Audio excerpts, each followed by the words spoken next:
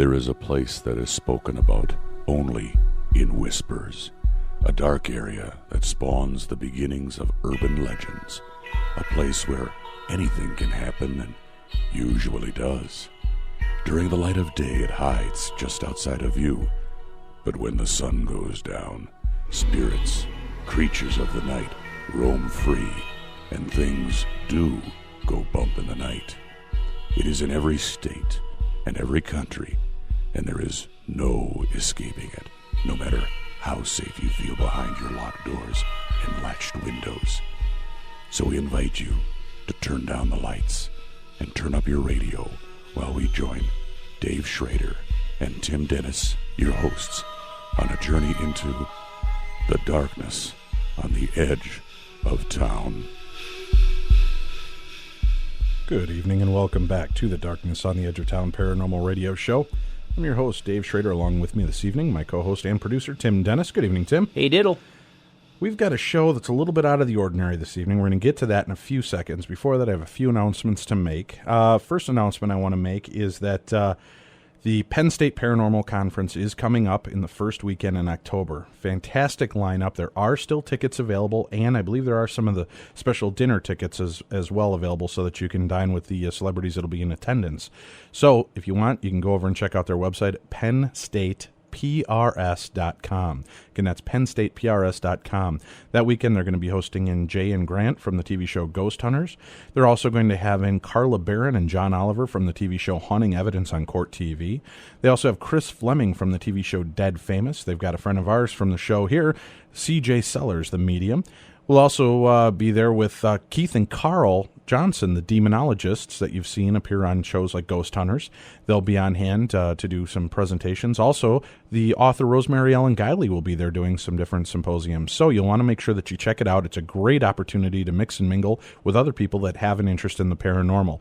Again, you can check that out at PennStatePRS.com. Next week, our first guest for the evening is going to be Ryan Buell. Ryan is the director of the Penn State Paranormal group there at the college, and great guy. He's going to come on here and talk to us about some of his crazy experiences and tell us a little bit more insight about what's going to be going on at the conference. You're going to want to make sure to tune in for that.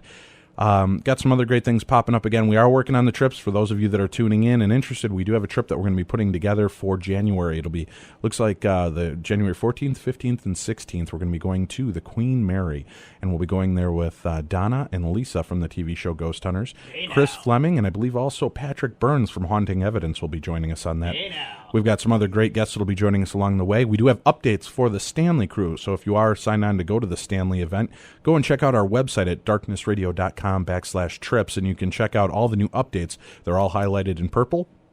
Scroll down through the page, see the updates, and we do have Stanley merchandise up as well. So you can pick up T-shirts, hats, mugs, all the stuff everybody was asking for. You can pick up a cool souvenir. Now, we're going to go into tonight's show. Tonight's show, we're giving a chance for the Skeptics to come out and play.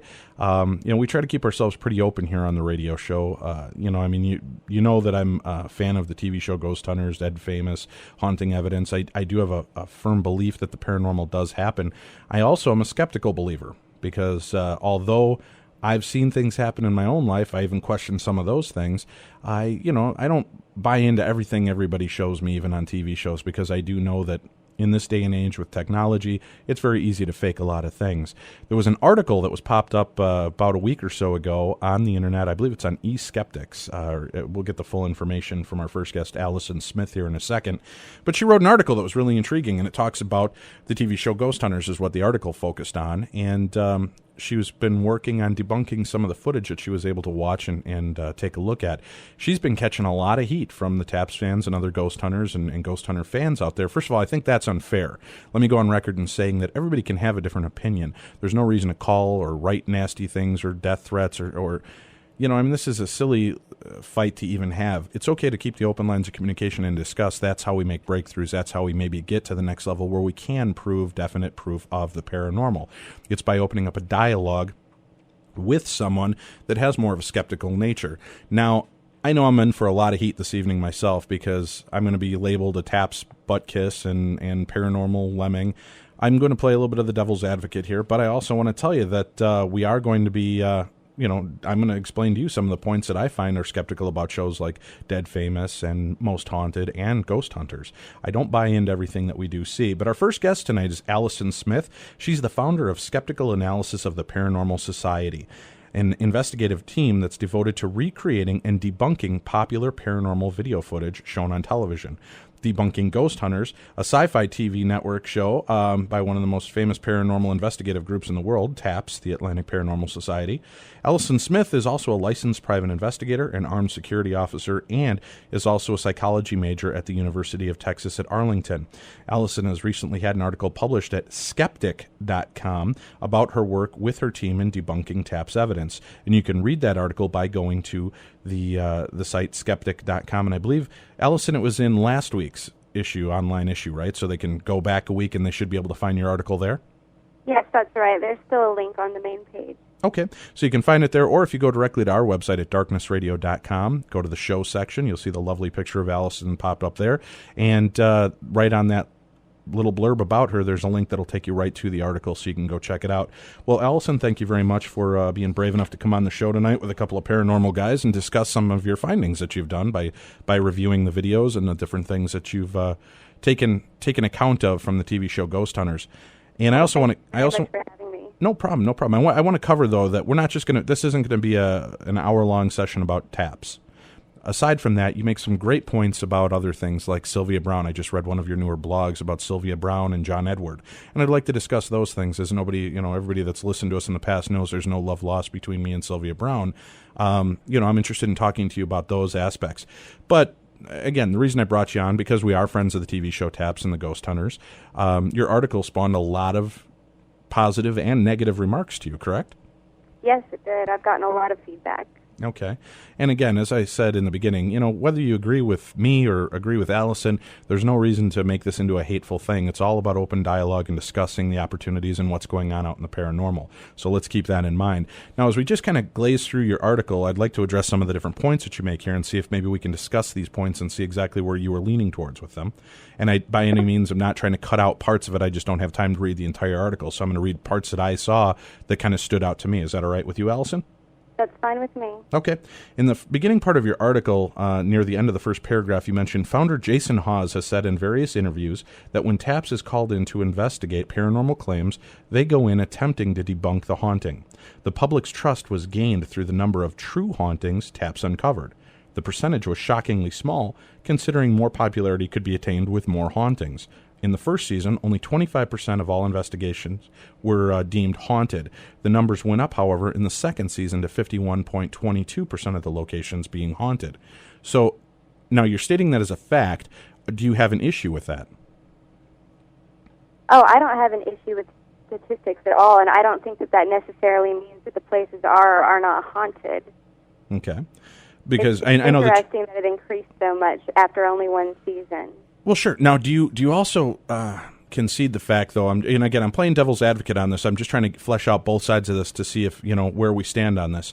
I do understand, and just looking at the hard facts, it does seem a little skeptical that last season they barely got 25%. All of a sudden, this year it's 50%. But again, in review, in the first season, nobody had heard of Ghost Hunters, and getting into places like the Queen Mary or Waverly Hills or some of the bigger places wasn't necessarily an easy job for them to do. So what they were basically doing was, sci-fi was supposed to be a fly on the wall and follow them around to regular investigations. As you remember, a lot of them were more of the local businesses and local homes and residents in and around the tri-state area kind of thing that was being investigated.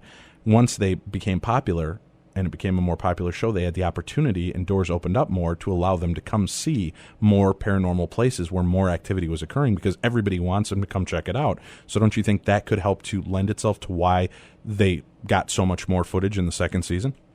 Oh, absolutely. I can definitely see that point of view as well. Okay. Now tell me, Alison, are you a believer in the paranormal yourself? I believe in the possibility. I think that's what being a skeptic is just requiring proof before believing, rather than basing it off of just a personal experience. Okay. So have you had what you believe to be a paranormal experience in your life? Yeah, I think that I have. But I'm not sure that it was paranormal because it happened to me. So in my own memory, it's sort of tainted by what I perceive of things as. All right, that's fair enough. And that's what they call anecdotal evidence, just a story, and everybody has one. Well, sure, but isn't that where it comes from? You're saying you want scientific proof. Sometimes there's just no way to scientifically prove the phone ringing and it's grandma's voice on the phone and she's been dead for a month. You know, I mean, that's an experience that you're having now. Could it be an hallucinatory experience? Could it be a dream? Could it be a waking dream? Could it be a ghost calling you on the phone? The fact is, I mean, we're never really going to know because nobody recorded the voice. Nobody knew to record it. I mean, don't you see that that's always going to be most paranormal experiences are going to be personal experiences. Right, but that doesn't mean that eventually science wouldn't be able to understand something like ghosts should they really exist. Okay, all right. Now, in the second paragraph, you talk about the Race Rock Lighthouse, which has been a heavily debated show, and you mentioned that in your article on the ghost hunters. It was a folding travel chair had been left in an empty room, moved, apparently on its own. You immediately grew wise to the ways of TAPS. Earlier in the context of the show, lead investigator Grant Wilson, who had been sitting in the chair, had gotten up, taken it with him, and left the room, closing the door behind him. This did not fit in with their findings, which showed the chair in an empty room with the door to the room open. I wondered why this inconsistency existed and decided to attempt a recreation of a chair moving on its own accord. I tried a variety of methods, finally settling on a black thread to move the chair because of this recreation. And then you go on and actually at the link, you can go, or at the article, you can go on there and click the links to see the actual original footage and the recreation. Right. Excuse me, I had a little cough there. What I wanted to talk to you about with that, now the issue is that you say that in one scene you see him stand up and take the chair and go out of the room, and then when they do the reveal, the chair is still in the room and moves across the floor. Right, and I absolutely believe that could be a continuity error where they just spliced in footage because it would make more sense that way. Okay. It's just the first thing that made me think that maybe it wasn't real. Okay, but you're not holding out the fact that that is... Because as you just mentioned, for continuity, I mean, let's face this, at the beginning of the show when Donna comes, hey, guys, I just had a call and blah, blah, blah. Most of the time they've already done the investigation.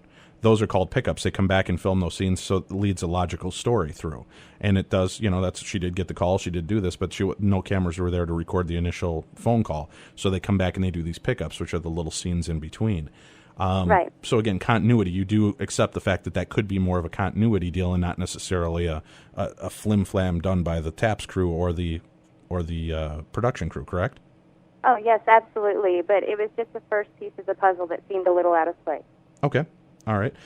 Now, I guess my question is there, though, knowing that things are, very well could have been a scene where, Grant just got up and stretched his legs for a few minutes and went downstairs, and that's when the chair moved and came back. And because it moved so minimally that he sat back down in the chair, and then the footage that we see later when he gets up, he picks up the chair and then takes off. Since you can kind of concede that is a good possibility of what happened with the continuity and cutting, then how do you consider that a piece of the puzzle that's really so bad? It was just the first thing that made me question whether what they were getting was actual paranormal evidence. It started making me want to research on all of the episodes where something crazy happened like that. All right. Well, let me ask you this, too. We've had the opportunity to talk off-air, and we've discussed the different aspects of some of these issues. Now, the one thing I am curious about, though, again, and I'll mention it because I know people are going to ask this question as well, is just because you can recreate the scene with black thread and do it in your home, does that automatically discount that it could have happened paranormally as well? That's true. In the context of ghost hunters, our minds immediately leap to the paranormal example because of the scary music, the flashes of the faces, and everything like that. And SAPS just exists to promote a scientific way of thinking about it. Could this be done in another way? Does it have to be a ghost, I guess? All right. Well, I guess, see part of the issue I take is that a lot of the articles, like this one comes out to me very venomous, and I think that's why you got so many negative responses as well, as it's tearing apart a team instead of looking at it analytically and saying, I wonder if this could have happened or perhaps that they didn't know. But it seems in the article you take the stance that it happened, they knew about it, and they were most likely in on it. Now, am I taking something out of this article that you didn't intend, or is that the natural and intent of your article? Well, there was one piece of evidence that I didn't think could have been done by the production crew without the knowledge of TAPS. After speaking to you, I'm not positive that it could be that way anymore, but it was the cloaked figure footage from Eastern State Penitentiary. Right. And, okay, well, that's good. We'll get into that here in a second here. Okay. So we covered that. Now, with this, the other thing that you mentioned was with the Eastern State Penitentiary, you said during the episode a camera that was anywhere near anybody picked up an image of a cloaked figure that seemingly appeared out of nowhere and ran down the catwalk the camera was pointed in. And as you mentioned, that's been hotly debated.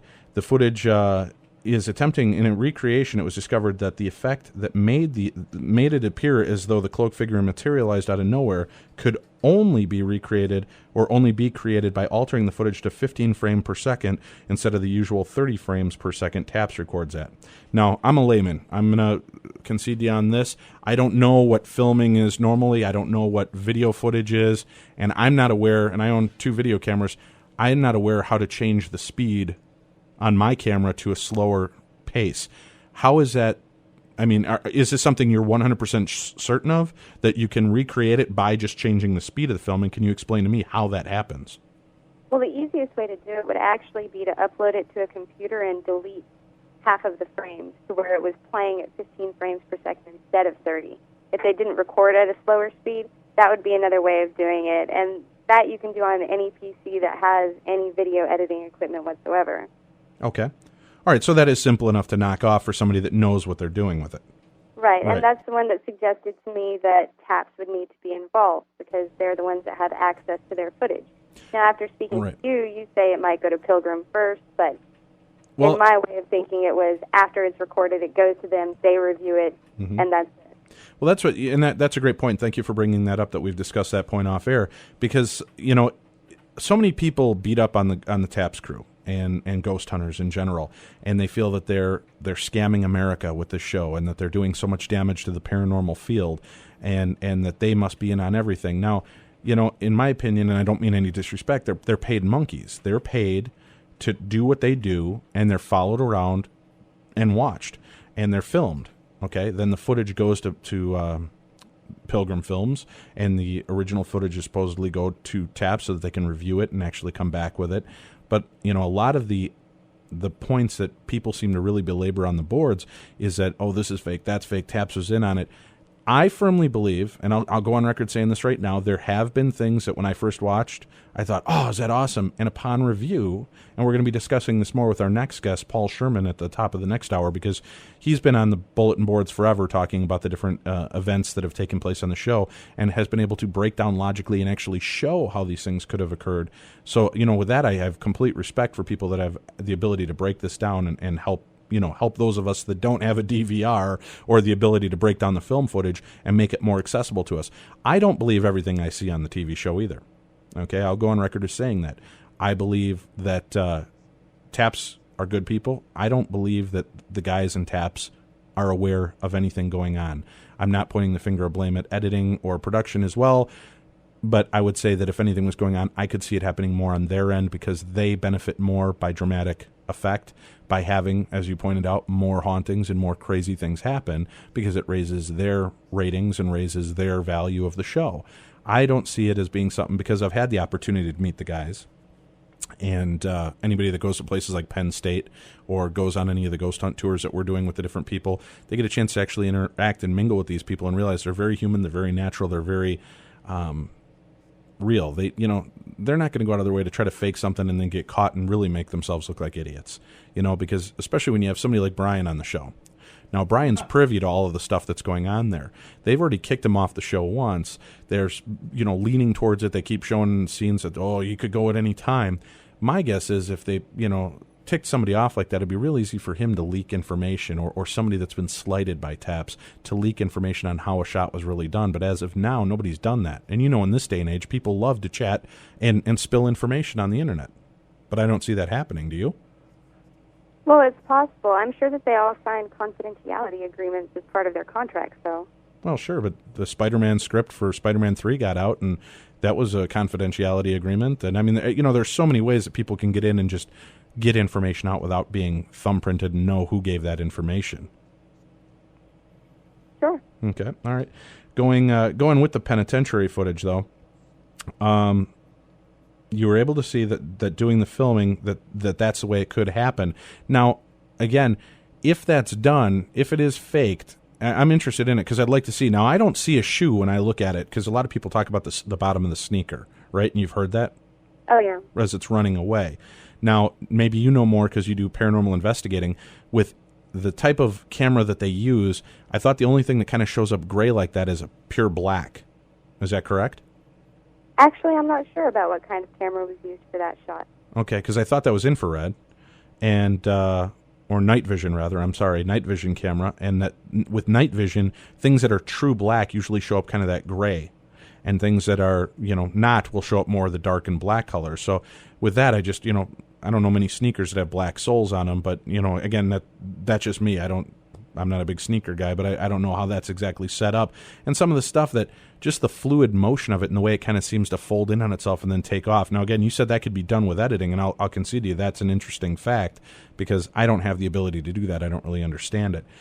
Where do you stand? I mean, Are you one of these people that feel that the show is misrepresentative of the paranormal field and that they're doing actual harm to the paranormal industry, if you will? In some ways, I think so. I know that they're gaining a lot of attention for the paranormal field, but I'm not sure that it's the right type of attention. I mean, a lot of paranormal groups have been started, but if you base your investigations off of the way that ones are conducted on ghost hunters, then it doesn't seem to be doing a service for the field, like with the equipment that doesn't really do what it's supposed to, the infrared thermometers and the EMF detectors. Right. Now, before TAPS came along, though, groups all over the United States were using the same kind of equipment incorrectly. Correct? Sure. Okay. Sure, but TAPS has a lot more attention than most of those groups do. Oh, sure. But my point is that it's not like they came on the scene using this equipment incorrectly and then everybody went out and bought the same equipment and came in and all of a sudden spiked interest in EMF detectors and infrared thermometers, piked up. People have been using those type of equipment for years incorrectly. And unfortunately, there is no product out there for ghost hunting. I mean, there really isn't any. There's no ghost spray, no special ghost lights, nothing, visual spectrum lights that can pick this stuff up, correct? Or again, I don't know. I'm asking you because you do investigate and you've got the equipment. Well, that's very true. Since there is not yet any proof that there are ghosts, there is no equipment for finding them. Okay, so on the show, now I will mention this, and for anybody, and Allison, please feel free to open up for anybody on this too. Anybody that's attended any live event with the Ghost Hunters or has listened to any of our past shows when we've asked them about the equipment, they come right out and they admit that the equipment is not used for that. They understand that. Production hands it to them because it looks cool in a scene. Now, being paid employees of a production company and Sci-Fi Channel, they do what they're told to do. They base it more on, the other stuff, the film footage and things that they're able to look at, not so much the EMF detector. Because, again, we know that thermometer isn't checking the ambient air right in front of him where he feels a cold spot. It's feeling the concrete wall across the room, correct? Right. Okay. So, but it looks cool on TV. It's got that laser gun look to it. Everybody wants to see it. Ooh, it's exciting. They do this type of footage because it's part of their contract. And if they didn't walk around with something, people would get bored and they would, nobody wants to just sit there and watch Brian waving his arms like a chicken in the air going, oh, it's right here. I can feel the cold spot. They'd laugh at him and pick on the group just as hard for doing that as they do for using some kind of tool, correct? That's correct. But I do think that it's because they're putting the TAPS name on ghost hunters because they wear the TAPS shirts. It's supposed to be representative of what their investigation group does. Mm-hmm. And if they're willing to compromise what they think is true or right about the field for a show, then it kind of puts in question all of their other evidence as well.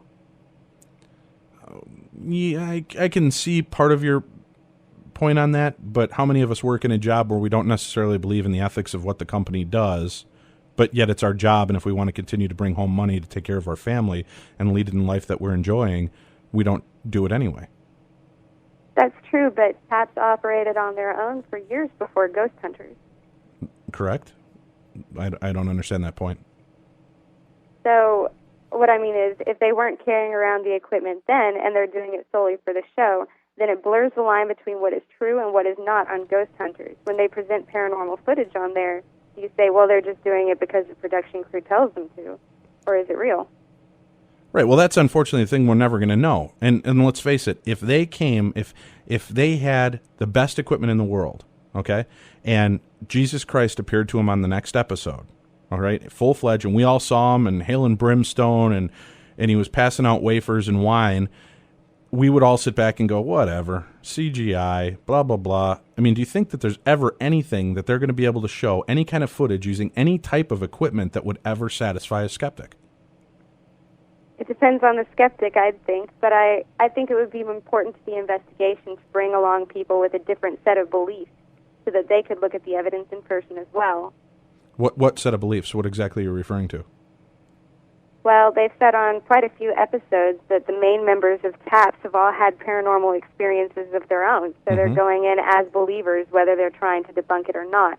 If you take along someone who doesn't believe in ghosts whatsoever, then you get their side of what happens, and they search for an answer, and they could come up with entirely different results from the TAPS crew. Right. Well, let's take, for example, Paula Donovan. She's got a scientifical background, if you will, quoting Jason. She's got a science background, very intelligent woman. They were using the little stupid thermometers in one of the episodes, and it was going crazy, and she realized it was a halogen light bulb that was making it go nuts like that. Even though it was turned off, it was having an effect on the thermometer. She stopped, she broke down and explained what was going on with it. So there have been times when they will break down and say, this isn't how that works. This is what goes on, and this is why you were getting that reading. But even when they do that, it doesn't seem to satiate the skeptics because, it's only one thing, and, where was all the rest of this? Basically, we know the show is there for entertainment, right? And if in every episode everything was debunked and there was nothing to it, the show would have been off the air after the first 7 episodes, correct? True. Okay. So, I guess what I don't understand what the skeptic's point of view is that if you concede the fact that it's a TV show, you're watching it for entertainment. And what I do get a kick out of, and maybe you've realized this as well, because I know you're not one of the vim and vigor, violent skeptics out there that can never be happy. You've been very easy to talk to and be open about all the different aspects that we're discussing. But so many of these people are so negative about it, but they're the ones that never miss an episode. Don't you find that a little ironic and strange?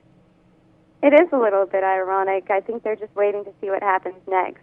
And some of the people can view it for entertainment value and all the time talk badly about it for representing those things. Sure. Well, we touched on a little bit earlier. Let's do this. We're going to go to a quick break here. We'll come back. I've got a couple points we need to cover here, and we'll cover the rest of your article. But we'll be right back with more of The Darkness on the Edge of Town and Alison Smith right after this. We thought El Chupacabra meant the cup of coffee in Spanish. Me llamo Eduardo Especial. ¿Cómo está el yay? What you talking about, Willis? Shows you what we know. Stay tuned. There's more to come from The Darkness on the Edge of Town. If you read TAPS Paramag every month, you'll be able to tell the difference between the absurd Could not go to work because Bigfoot stole my car. and the creepy. TAPS Paramag takes you where few would ever go on purpose. From exclusive interviews with the cast of The Ghost Hunters to the latest trends in technology in the field of the paranormal. To join our journey, order at tapsparamag.com. When Dave was a young boy, he once awoke to find himself staring directly into the eyes of a shadow person. Turns out it was just his life-size cardboard cutout of Donny Osmond. Go away, little girl. Go away, little girl. Welcome back to The Darkness on the Edge of Town. And for the record, this song, Go Away Little Girl, is not aimed toward Allison. She's welcome to be on our show. Welcome back to the Darkness on the Edge of Town Paranormal Radio Show. This evening we're discussing the skeptical views of paranormal TV shows and the effects that they seem to be having on the skeptical side of things out there in the field of paranormal. Before we went to break, we were discussing with Alison Smith, our guest this evening. She's written an article, and you can see that article by going to, is it skeptic.com? Is that correct? That's correct. Okay, go to skeptic.com, and you can actually download the article there, and it's TAPS versus SAPS, the Atlantic Paranormal Society meets the skeptical analysis of the Paranormal Society, written by Alison Smith. She makes a lot of really interesting points talking about the different things that she sees in the episodes. What I'm curious about, though, is first of all, let me quote something from one of the people off the board who I really respect. Her name is Pat Chris, and she said it best at the beginning of this. And I'm not putting you in this category, but with so many skeptics and having conversations like this, is that some skeptics are so desperate to disprove things that they're as nearly as illogical as those who must believe everything is paranormal. Do you believe that to be true?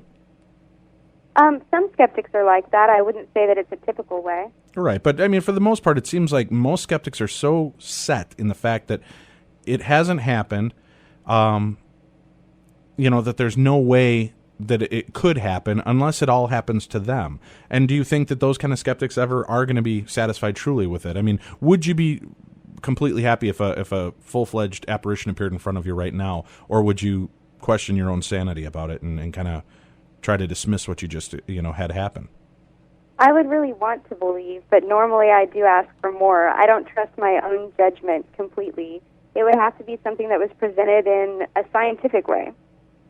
But ghosts don't present themselves in a scientific way, Allison. They show up when they show up, and if you're lucky enough to see one or be touched by one or hear one speak, I mean, I guess that's where my problem is that seems like you're asking the impossible. We want proof of the paranormal, yet we want the paranormal to work on our terms, not on theirs. Don't you find that that's asking a little too much for what the field is that we're all interested in and involved in? Well, it would be too much to ask a ghost to go to you, but right. There are groups like the Committee for Scientific Investigation of Claims of the Paranormal, and they do go out and check things out in a scientific way as well.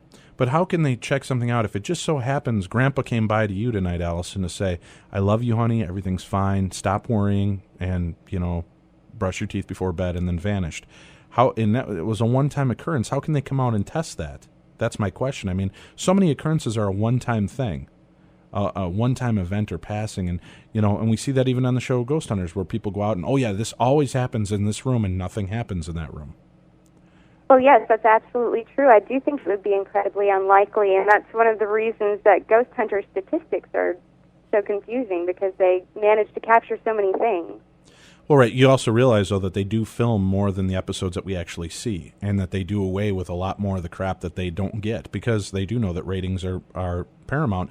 And people, when we go, and if you read the sci-fi boards or even the TAPS boards, when they go 3 episodes in a row without catching anything really important, people are whining and belly aching. I mean, how do you satisfy both sides of it and still be entertained?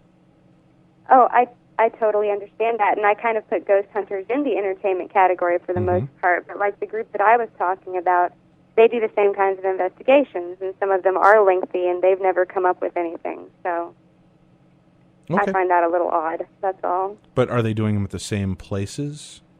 Are they? I'm not sure. They do have a magazine. It's called The Skeptical Inquirer. If you're interested, I can certainly send you a link for it. Yeah, we actually. I have one. I'm going to be having the guys on from The Skeptical Inquirer. But I'm just trying to get your thought process on this. Pick your brain about it, as we've got you as the guest on this evening. Now, one thing I'm curious about, when we spoke off air, you had mentioned that you've only seen season 1 and you haven't seen season 2, but maybe 1 or 2 little scenes. Correct? That's right.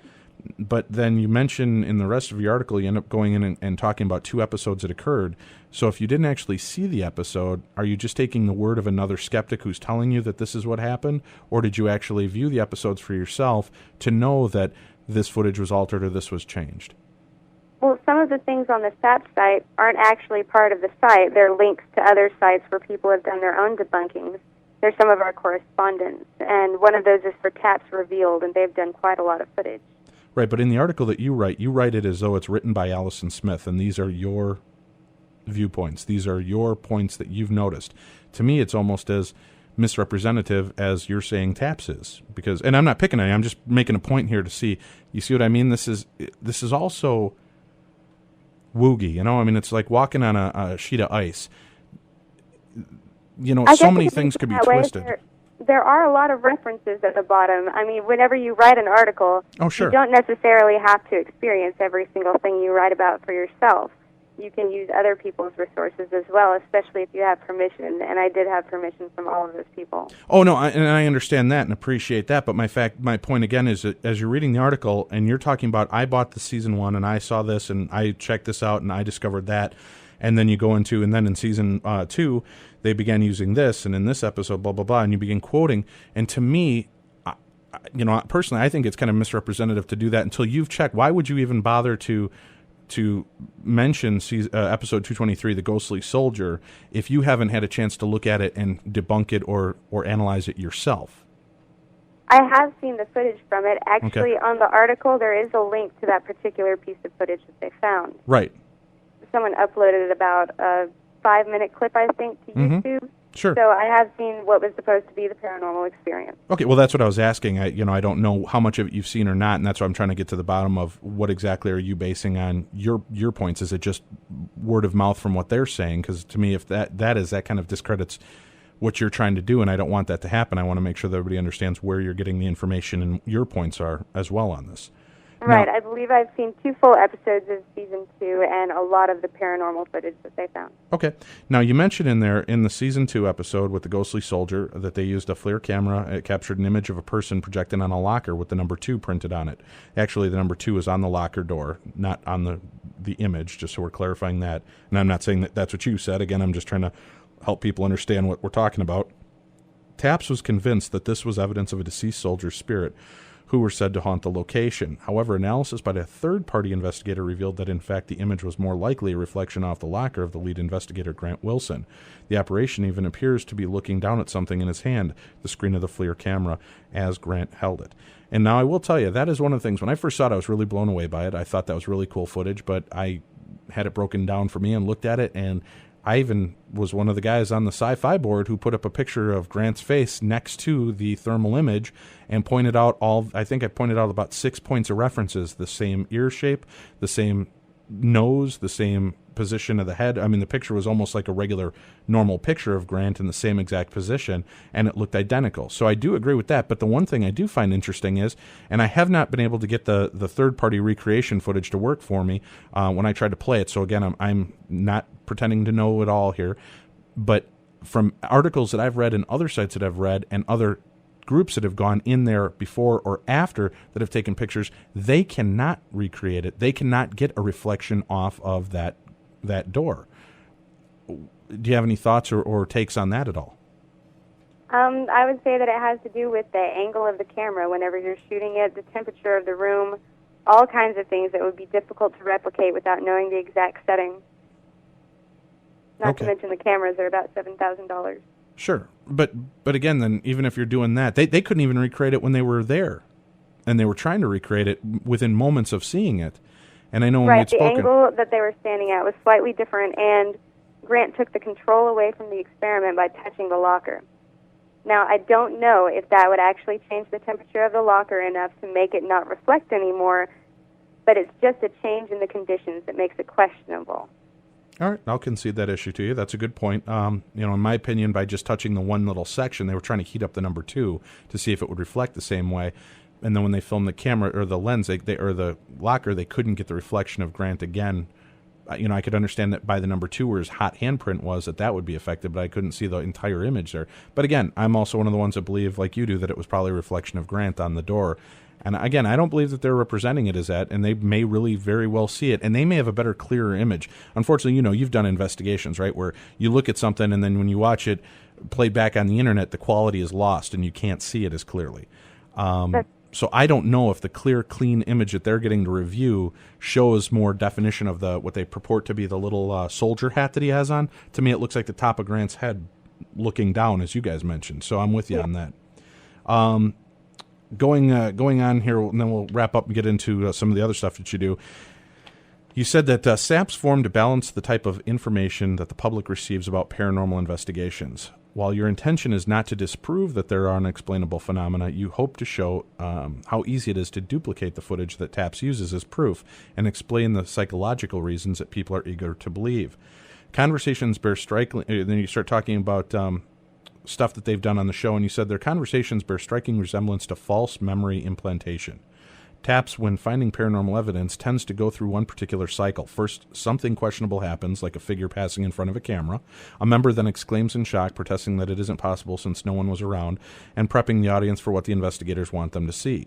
Usually, they show the exclamations before actually showing the footage, thus allowing their reaction to influence what the audience will later see. Then, when they finally reveal the footage, the TAPS members immediately shut down any possibility that the experience wasn't paranormal at all by making a statement that sounds like fact, but in actuality isn't. For example, in episode 104 at Race Rock, when the chair seemed to move on its own accord, Grant and Jason both immediately jumped in while reviewing the evidence and stated that their chair could not possibly have moved with fishing line, as a reflection off the line would be visible on camera. However, a fellow skeptic filmed fishing line attached to a chair leg under various lighting conditions, and it was never visible. Now, that I do agree with. I think maybe in the heat of the moment when they're filming that scene and they're showing it and they're just as excited as everybody else about this footage, you might make a false claim. But what I find is funny, so many of these sites are dedicated to what a couple of morons Jason and Grant are. A couple of dumb plumbers who got a TV show about ghost hunting and they're totally ruining the field. But then, and we're saying that they use the wrong tools, they don't do things properly, they're basically a couple of boobs. But in the next paragraph here, you're talking that they're using things like false memory implantation. Do you even think that they would know what false memory implantation is if they're this stupid and they're doing paranormal investigations this way? Oh, I don't think that they're stupid at all. Like you said, I think they're using the equipment because of Pilgrim and what the show wants. Okay. I don't think that they're stupid at all. And for false memory implantation, you don't have to know what it is in order to do it. It's just a way of telling someone what to believe before you show it to them so that they're already prone to believe in it. Sure, but again, are you finding fault in that part of the show? I'm not understanding. Okay. It builds up for what you're supposed to see, so you think paranormal before you actually see it. And part of the point of the recreation on the SAPS site is to show it in a context that has absolutely nothing paranormal about it. Okay, and I understand that. Well, that and I will tell you that Jason, Grant, Steve, Brian, Paula, Donna have all expressed their unhappy feelings about a lot of the way things are edited on the show. And that some of the things like the stupid flashing faces and the stupid eerie sound effects drives them nuts. Unfortunately, it's put in. Now, some of the stuff is added for dramatic content. And again, if the show was just shot in real time with the real deal and there was none of this dramatic pause taking you into the commercial, people would lose interest 5 minutes into the show. And again, we've already discussed that this is an entertainment show, and it's there to entertain and help people that are into the paranormal have something to watch, give us something aside from Derek Ikora thrashing around on Most Haunted, or Chris Fleming on Dead Famous. If you're not into the psychic realm of it, this gives you a different alternative of a show to watch and be entertained by. And the one thing is, and you were the one who pointed this out to me as well, the show is not billed as a true ghost story or a true ghost investigations. It's billed as a docu-soap, right? That's true. So it's part documentary, part soap opera, and that's what we get fed every week. And it's trying to find the right balance of what they're doing. And again, I'm not totally standing up for the guys. A lot of the stuff irritates me. I don't really give a crap what Brian's doing or who he's dating or if he's on the phone. Let's get to finding a ghost. If you can't find a ghost, then let's do 3 investigations in an episode so we can see different techniques. I'm all with you on a lot of that stuff. But again, the show isn't geared, just towards me. It reaches a broad spectrum, and they must be doing something right because they're viewership has substantially gone up since they began doing the show, and they are getting more popular. Whereas we were talking earlier and we mentioned that this is doing some damage to the field, I see it kind of a different aspect. And again, I know I'm going to be labeled as just a TAPS butt kiss, but there are so many groups that started as a result of this, and there are so many of the seasoned groups that have been out there that now step up to the plate to try to do better and do a more thorough investigation than TAPS because they feel that TAPS misrepresents them. I can only see that as a positive to the field of paranormal, because if they feel that the guys on TV are chuckleheads and making them look bad, it just makes them step up and do it even better. That's very true. But going back to the reviewing of the footage, it's difficult to have it both ways. If you say that Jason is surprised whenever he watches the footage and that's why he exclaims, "Oh my God, the chair moved," or whatever, then it can't be both ways. It can't be that Pilgrim reviews it first and then they see it and they're not really watching it whenever they show that footage on the show. It has to be one or the other. Well, now, from what I've been told, and again, this could be BS to me as well, when they are reviewing the footage, when they call the guys in to review that scene, that is their initial reaction, because that's priceless. You get good reaction off of when they get to show them the original stuff. Now, Pilgrim may already know what's coming, and Steve and Brian already know because they're the one that just found it, but it's getting the reaction of Jay and Grant going, holy cow. Again, could that be faked? Maybe. The fact of the matter is the show's entertaining. Whether you believe in the paranormal or not, it's an entertaining show.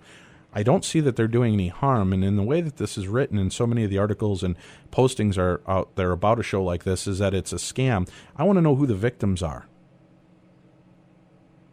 Well, you could say the same thing about Sylvia Browne. If she brings closure to families, then why does it matter if she's lying? Why does it matter if she's a fraud? And I think it's just more of a moral or ethical question than anything. Well, but the difference between Sylvia Browne and TAPS is Sylvia Browne takes $700 for a 45-minute reading and has been blown away on TV more than once, as you have on one of your blogs on your site. And why don't you give out your MySpace so people can go check out your MySpace and see the different blogs you do. They're great. They're very interesting, and you do some great points on there. And you do have a fantastic article on there about Sylvia Browne and John Edward. Why don't you tell people how they can locate that and locate your site? Sure. The SAPS site is skepticalanalysis.com, and the MySpace site is myspace.com/skeptical_analysis. Okay. And again, my point to that is she's been debunked on TV more than once. I think it's been about 3 or 4 times that I'm aware of. And she's made a complete ass of herself in a few different major situations. To her, I don't understand why she has any credibility. But TAPS and the TV show Ghost Hunters is not going out and accepting $750 an hour from a person to tell them that their house is haunted or not haunted. There is no victims to the crime that everybody purports that they're doing.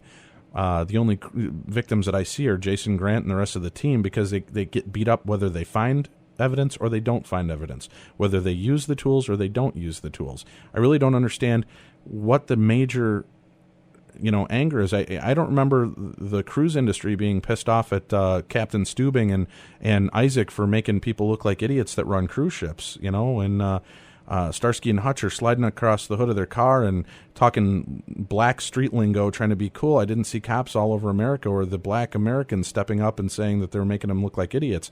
This is a TV show. It's there for entertainment, and people are learning, and they're learning maybe some of the bad ways, but it's giving them the inspiration to go out and read and find better ways to do these type of things. Don't you agree with that? Yes, I agree with that, but it's another case where you can't really compare the two. If it is fraudulent footage, then it's wrong because that would be wrong, not because anybody gets hurt. Mm-hmm. Breaking the law isn't only wrong because someone gets hurt. It's wrong because you broke the law. Agreed. But again, you're not privy to it. I'm not privy to it. For us to sit here and speculate over the fact that they faked footage seems kind of fruitless to me, because we're not on hand. We don't know what they actually did or did not do, and I'm not protecting them. They may be the biggest scam artists in the world, and they've even snowed me on the whole deal. Right, I can only go on with what I know by meeting them and getting a feel and talking to them and being, Jason and Grant have told me things off the record that, about other issues.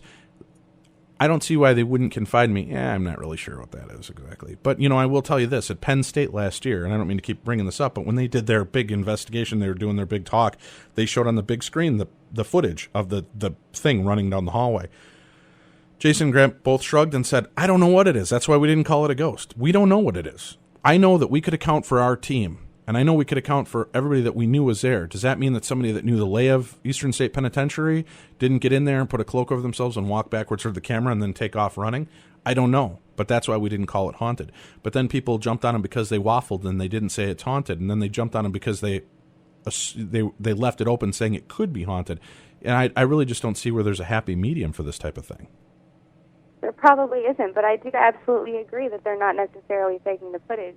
But I also think that saying it might be evidence of the paranormal, but it might not, is a way of protecting themselves. Right, but again, it's a TV show, and how else? It's a litigious country. People are going to be irritated no matter what they do. How would you, if the show was in your hands, how would you do it where it's going to still be entertaining to the viewer, interesting to the viewer, not bore the hell out of the viewer, and do what they have to do? I would probably bring in some scientists onto the team. Okay, and they have. Paula is a scientist. works for a very prestigious firm. She's she's involved, does a lot of the review, does a lot of the equipment review, and they've talked about it on the show that a lot of the stuff isn't what it is, and they do have other people look at it besides themselves to check it out. Again, that's why they don't always claim it's a paranormal event. I've heard people say, "Oh, they called it haunted," and they never once said it was haunted in an episode. They said they didn't know. They said something might be going on there. They don't really understand what it is. They'd like to do more follow-up. I agree. I would like it if it was more even-numbered skeptics to believers. Okay. But wouldn't you, as a skeptic, believe that maybe then when the skeptic has a holy crap moment that, well, they're just part of the show and they're probably getting paid to act that way anyway? What would really satisfy Alison Smith and the other skeptics out there? Would it only be if they hired you to do it? No, I don't think so. There's a lot of people that I would put some faith in. James Randi is one of them. Okay. So if they brought James Randi out there, but now James Randi is on the other side of the deal where he's a little bit over-radical and can explain away everything. And I believe, honestly, if Jesus Christ stepped up and punched him in the nose and then vanished in front of the entire world, he would say that what he did was he had a hallucinatory sneeze that caused a nosebleed. Even though he saw it and the entire world saw it, he's one of the kind of guys. And I like James Randi. He was a great guy, a gentleman on the show, but I don't think he's going to ever believe in the paranormal. That's one right hook, Jesus. That's right. I don't think he'd ever believe in the paranormal. So, I mean, we could put him on the show. We could put him on the show, but then, and then what would happen if he honestly, so if James Randi is the end-all be-all and James Randi comes on the show, does this with him and says, holy crap, it's a ghost, is Alison Smith going to go, woo, proof of the paranormal? No more question. Probably would. Really? Okay, well, that's good to know. James Randi has some power. He is the type of man who would lie about that sort of thing. Okay. He despises a great number of people. But again, could he be wrong? Could he just make a mistake? He also knows a lot more than I do. Oh, come on now. Don't backpedal. You know a lot. I'm impressed by you. Thank you. That's very nice. Now we'll go, now the other thing, and I don't even want to cover it, you mentioned stuff about their money and that they, claim not to get paid and blah, blah, blah. It's a bunch of crap. First of all, I will agree vehemently, and that's the only part of the entire conversation I think has no point in any of this. What they get paid to do their show is none of your business, and why should they ever answer to you of how much they get paid to do an episode, no matter how many emails you send to them? It's none of your business. Nobody should ask you how much you make a year. But you do mention it in the article, and you mention that they avoid answering that. Well, it's because it's nobody's business but their own. They don't take pay from the people that they investigate. They don't do it. The point was that they get paid for the show, yet on the show they make it sound like they're getting paid nothing. I know that they mean they're not getting paid by the people who have haunted locations to do the investigation, but a lot of the mail that I have received from fans says that they don't get paid at all for doing ghost hunters, and I know that that's not true. It's just the way that it can seem. Well, but then again, that's up to the person to interpret. If that's what they're hearing, that's not Jason and Grant's fault. And Jason and Grant have never said that they're not getting paid. They're not getting paid to do the investigations by the places that are calling them in for the investigation. They're on a TV show. They're getting paid to do their job. Jason and Grant are. Not the entire crew, okay? It's only a couple of the members of the main group that actually get paid to do the TV show. The rest of them are on there and doing their bid and just to be on TV and to do investigations because they're interested in working with a team that they believe in. But, I know that issues have been raised about the button on their website about taking collections. I will go on record as saying that was my fault. I told them to put it up because people were begging them to make donations all the time. And I said, listen, just make them happy. Put up the deal for donations. I bet you collect $200-300 and nobody ever makes a donation again, and then you get everybody quit belly aching. And he said, yeah, but do you know how many people are going to jump on us? And I said, well, that's okay, because they're going to jump on you no matter what, but at least you're satisfying some of the people who really want to help. And I've watched them refuse money. When we did our event in Rhode Island, one of the girls that won the trip, I gave her cash, and she turned around right to Grant and said, I want this given to Grant and TAPS. I want it as a donation. Grant said, honey, we don't need your money. We really appreciate it. And she was so insistent, and that's just the way some of the people are. They are so insistent in doing it anyway. It just seemed to me, just put it up there, the hubbub will be over, and it did. And they, they're not collecting millions off of that deal, but, they're selling T-shirts. Sure, they're a marketing campaign. Why wouldn't they turn it around and make money on their business? That only makes sense to me. Nike, McDonald's, all the rest of these people do it. Why not TAPS? I absolutely do not have an issue with how much they make for anything. It's just the viewers who are taking it the wrong way. It's because it's very vague whenever they say so on the show. But that's not the way your article's written. Organization, and since TAPS is on ghost hunters, they assume that they are not getting paid for doing that. But again, that's up to the perception of the people that are misinterpreting it. And to put that Sure. on but the way your article is written, and again, this is my interpretation, is that you're putting it on TAPS. Is it so their fault? So do you see I what my wouldn't say point that is? it's their fault. I would say that they're vague. Well, because it's nobody's business what they make. People know how much Julia Roberts makes. Per movie, they don't really know how much she makes. They say how much she makes in a movie. Do you know how much she made for doing the commercials she did in Japan? Do you know how No, much I she don't. makes to I'm show sure up at it's a... possible to find out, but for most actors, you can find out how much they make per show. Well, sure, for most actors. But again, most actors are professional actors that have been doing it forever, and they present that information. And, you know, Jason and Grant are two plumbers from Rhode Island who have a TV show about their ghost hunting group, and they were approached. They didn't approach people to do it. That's just the funny stuff I get. I guess I just don't understand why people are so interested in the money. But, again, that's neither here nor there. You do have some great points on your website as well. You make some really good points about Skeptic. I'm sorry we did run out of time here, but you do make some great points about Sylvia Browne and John Edward being skeptical. I do have friends that are mediums and psychics, and I've seen them do some amazing things. I've seen Sylvia Browne make a complete ass out of herself on TV on numerous occasions, and you were good enough to put up a site where you've got one of those actual occasions on there. So I recommend everybody go check out her website. And again, it's at myspace.com/skeptical_analysis, correct? That's right. Okay. And then they can also go to your site at skepticalanalysis.com. That's correct. Okay. Alison, I'm really sorry we ran out of time. I would like to talk to you again in a future episode if you're interested in coming back to us. I hope we left everything on a good note here with you. I appreciate your input tonight, and thank you for being on the show. Thank you so much for having me. You have a good one, Alison. Thank you very much for joining us. You're listening to the Darkness on the Edge of Town Paranormal Radio Show. We're going to be back after a quick little break here, pay a couple of bills. We're going to be back with our next guest, and our next guest is Paul Sherman. He's also a paranormal investigator, has some great ideas, and is also a big skeptic of TV shows like Ghost Hunters, Most Haunted, and more. We'll be back with more in the Darkness on the Edge of Town right after this.